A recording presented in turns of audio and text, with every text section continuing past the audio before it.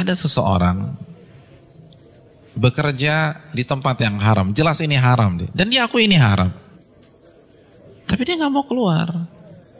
Kenapa dia nggak mau keluar? Dia katakan, anak saya 4, Ustaz. Kalau saya keluar, anak pertama bayar kuliahnya gimana? Anak kedua SMA-nya gimana? Harus bayar uang gedung. Maka saya tetap bertahan karena faktor kondisi. Ini bukan sombong loh Ustadz, ini faktor kondisi. Hadirin enggak. Itu sok pintar. Itu sok pintar. Karena hakikatnya di hadapan kita ada 2 opsi. Opsi yang pertama, matematika kita, logika kita. Gaji kita 15 juta, anak 4. Oh cukup. Tapi begitu saya resign, maka bulan depan 15 juta itu hilang. Maka nggak mungkin mencukupi 4 orang anak. Itu matematika kita. Tapi itu bukan satu-satunya opsi. Opsi yang kedua, Allah berfirman dalam surat At-Talaq ayat 2. Barang siapa yang bertakwa kepada Allah, maka Allah akan berikan solusi. Dan Allah akan berikan rizki dari arah yang tidak ia duga-duga. Namun karena kita merasa paling pintar, kita pilih opsi yang pertama. Karena kita lebih yakin dengan matematika kita daripada janji Allah Subhanahu wa Ta'ala. Bukankah itu sok pintar di hadapan Allah dan merasa cerdas di hadapan Allah Subhanahu wa Ta'ala? Inti dari semua kedurhakaan itu merasa pintar, bukan kondisi.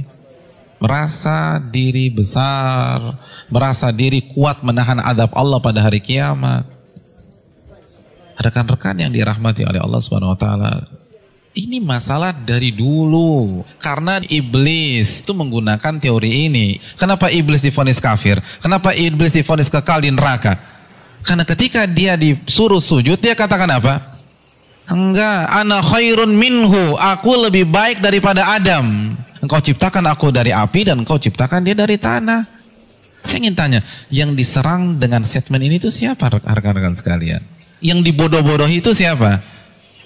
Allah, bukan Adam.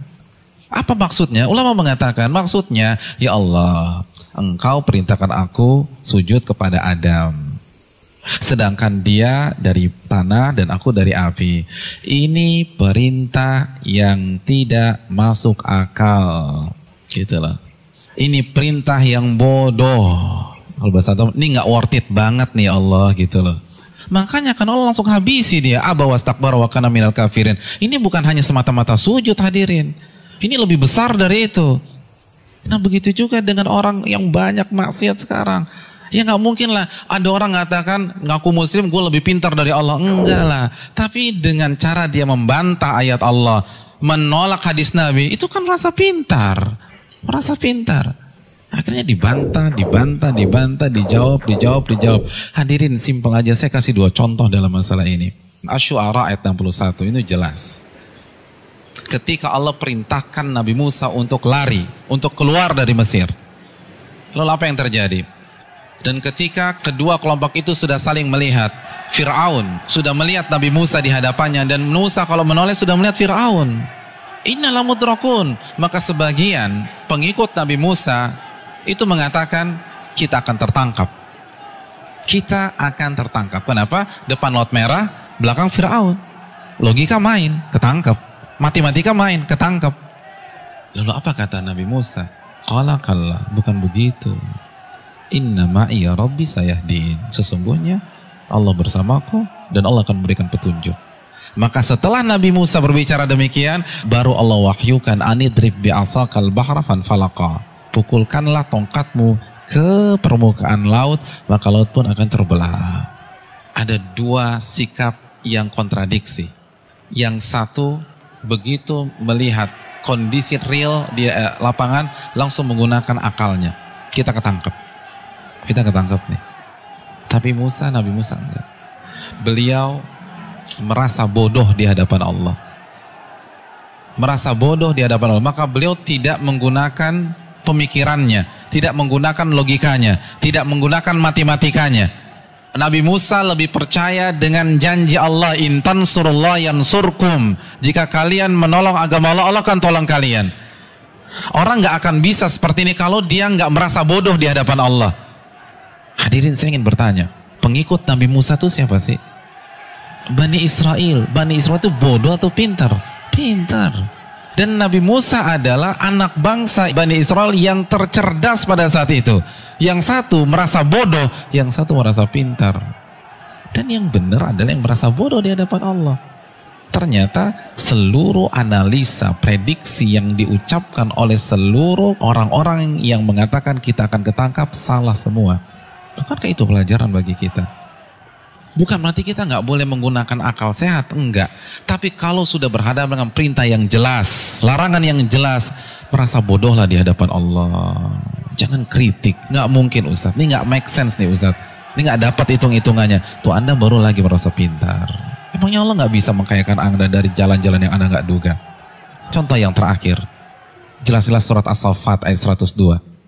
Perintah jelas. Allah perintahkan Nabi Ibrahim untuk menyembelih putranya. Lalu Nabi Ibrahim lakukan hal tersebut. Kita sudah bahas.